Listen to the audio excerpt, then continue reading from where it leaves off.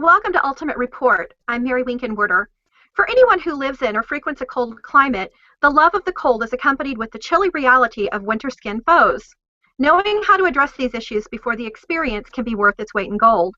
Joining us this episode is Dr. Janet Prostowski to share with us more about how to successfully address these skincare issues. Dr. Prostowski, welcome to Ultimate Report. Well, thank you. It's great to have you join us. Thank you. So let's start.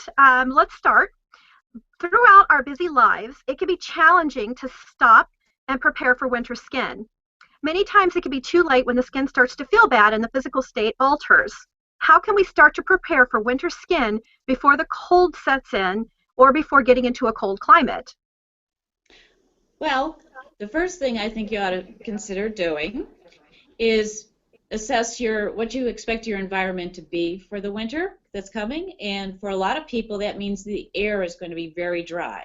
So you may need to go out and buy a humidifier or consider adding whole house or whole office humidification so that the air has a lot of moisture in it, and then you'll be less likely to feel the drying effects of winter air. Other things are you go shopping. Buy some heavier moisturizers. You're going to need something heavier on your skin in the wintertime than during the summer.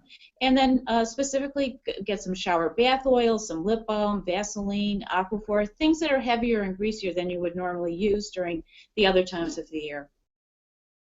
So in making a winter skin product care list, what products or types of products are important to top this list? Well, I have some I can show.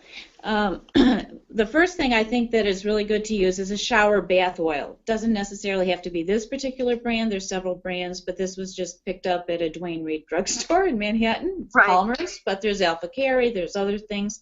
And I can discuss how this is used, but this is the best way to get total body moisturization in a quick minute. Then you want to also consider using a super fatted soap. I personally like Dove a lot and recommend it frequently, but there are other super fatted soaps such as Basis and you know, other things that you'll see in the store. So that's for bathing.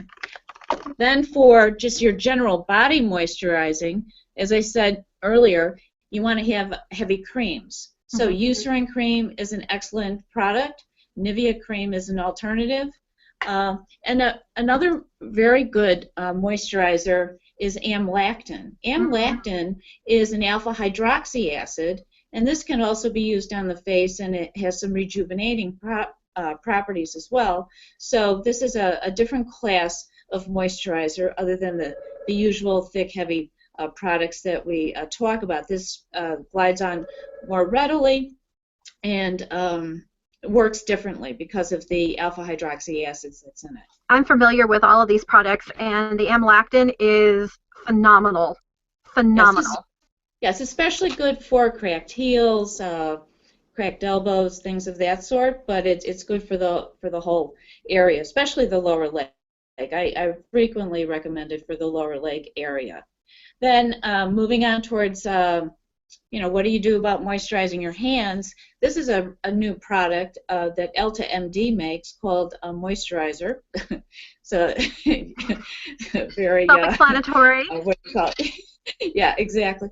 But this goes on the hands very well, and it'll feel a little bit greasy, I guess you would say, but you wipe the way you use it. I can demonstrate maybe later or now, whatever. Yeah, that would be the great. way you use it. Okay, so what you want to do, and you can also use a product if you don't have access to LTMD, you can buy this online or in a doctor's office. But Aquaphor is readily available almost anywhere. So you could, what I'm going to do with the LTMD product, you could also do with Aquaphor. But basically, the first thing you do is you take off your rings if you can. Yeah, that helps. Sometimes they're a little tight.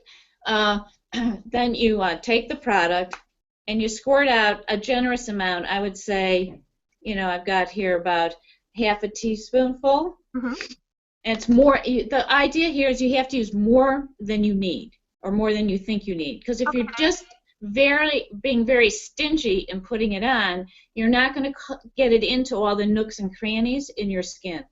So You smear it on like this, and then I make particular attention to get into all the little cuticles, under the nails, everywhere, like this.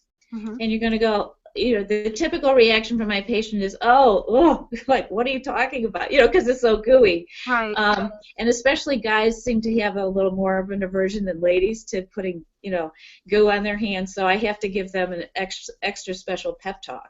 But then I just grab a few Kleenexes, or you could use a soft paper towel, and you literally then try to wipe it all off, which sounds counterintuitive, but the point is that really all you want is a microscopically thin layer of the product left on your hand, because that's what's going to prevent water in your skin from evaporating into the air. Okay, you following me? Yeah.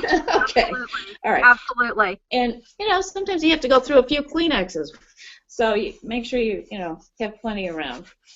Well, if it's conditioning your hands and keeping them healthy, I think it would be worth the time investment. Yeah, and you could also just have a soft towel around. It's just that in the office, I usually just grab things I can throw away in the garbage. Sure. So there's my Kleenex. So now, if you feel the hands, they're very smooth, they're very soft. All those nooks and crannies have this very microscopically thin coating of the product on, and now all day long my hands are going to feel great. If you put a lotion on, sometimes people are trying to put lotions on or creams on their hand to moisturize, but it usually fails because as soon as you wash your hands, all of that dissolves and goes down the drain. Whereas something like the Aquaphor or Vaseline kind of based product or this moisturizer will actually adhere. I mean, certainly if you put tons of soap on your hands, you can dissolve this off, but if you're just doing sort of the usual kind of light rinse off or a few Purell squirts, it's not going to, and at the end of the day your hands will feel much better. That's great. So yeah. Doctor, how often do we need to care for our skin in the winter? Well, I recommend people pay attention to it at least twice a day, but depending on what your job is, you might have to do some midday hand moisturizing, if you're a doctor or a nurse and you're constantly washing your hands. But usually I recommend after the shower and getting dressed, and maybe you get to the office or you get to school, that you do a hand treatment. And then at night also after dinner, maybe before going to bed, you do another hand treatment. And of course you're going to want to moisturize your face and other areas that during the day may have dried out if you were outside for a long time. But in the morning you've done your total body moisturizing shower bath oil treatment, so you don't have to really moisturize the whole body normally in the evening time. Well, great. So there is a clear difference between existing in the winter weather versus spending prolonged time in the cold weather. So for anyone who spends time in the cold weather for sporting or just for sheer enjoyment, how can they successfully prepare for this type of extreme exposure? Well, what you're really talking about here is you want to avoid getting frost nip or frostbite, okay? Because the duration of time in cold weather is more important or a bigger factor in that developing than just like a brief in and out, running, out to grab your newspaper from the curb or something. So now you're talking about clothing is a big issue. So you're going to want to have obviously good hats, good gloves. Mittens are even better than gloves. Sometimes in the winter I'll wear my regular leather gloves and put mittens over top when I'm walking from the train up Park Avenue. And then you want to have a nice warm coat, boots. If there's a lot of slush in New York, we get lots of slush because they're always trying to clear it from the streets with salt and whatnot. So you want to stay dry. Now, wearing loose-fitting, multiple layers of loose-fitting clothing underneath your coat is also very helpful in maintaining core body heat. The fabrics of those clothing should be made out of microfiber, wool, or fleece. All those things will help you stay nice and warm and allow you to enjoy the outdoors without getting into trouble from your skin freezing. Obviously, if you feel tingling in your skin, though, that's a warning sign, and you need to go in and warm up quickly. So if you could choose any products, any top 5 products in the world to put in a cold weather sport care kit, what would they be? To be honest, I was thinking about this earlier, and I think I'd really just stick with 3. I think 3 is Okay. easy. Once it's 5, it gets complicated. Wait, oh, I don't know, did I forget something? So Right. the 3 things are you're going to want to have an SPF close to 50 sunblock. Here's an example of a Neutrogena product. Again, I like the LTMD products. Aveeno makes some very nice sunblocks as well in the 50 range. And they're the thing I like about these particular examples is that they're mineral blocks in terms of a lot of the base protection. That means there's titanium oxide and zinc oxide, and those are very good blockers for the broad spectrum of ultraviolet rays. So that the sunblock is the first thing. The second thing is you're going to want something for your lips. You're going to want some sort of lip balm. So again, you can just get a very small, tiny tube of Aquaphor, and that you can throw into your ski jacket or whatever else you're wearing, so that you don't have to lug around some large container. But Aquaphor is a very good, it has lanolin in it and some petrolatum, and it works very well at moisturizing the lips. So that's the second thing. And then the third thing is, again, because you may be on a ski mountain where there's a lot of ultraviolet, you're going to want sunblock for your lips. You can't really use a body sunblock on your lips. So you have to get something special that's designed for the lips. Why is that? The 3 things. Pardon me? Why is that? I mean, for some people, they look at sunblock and they say, oh, okay, so it's sunblock, so it's going to work all over the body successfully. Why does there have to be a special product for the lips versus the body? Well, the actual chemicals for blocking the sun don't have to be different, but it's got to adhere to your lips. You're talking, Gotcha. there's saliva, and there's all of that business. So you need something that's kind of designed with a wax or some other base product, so it's not going to slide off. Otherwise, you'd be, eating liquid sunblock or something. I don't know. I think, it's just really a mechanical problem, and also the wetness of the saliva, because your lips are also, you're talking. So, it's moving all the time as opposed to the cheek where the skin is not going to be wearing it off so fast. Sure. So not limited to the face and neck, what are the other areas of the body that need regular care during the cold weather, and how can we properly care for them?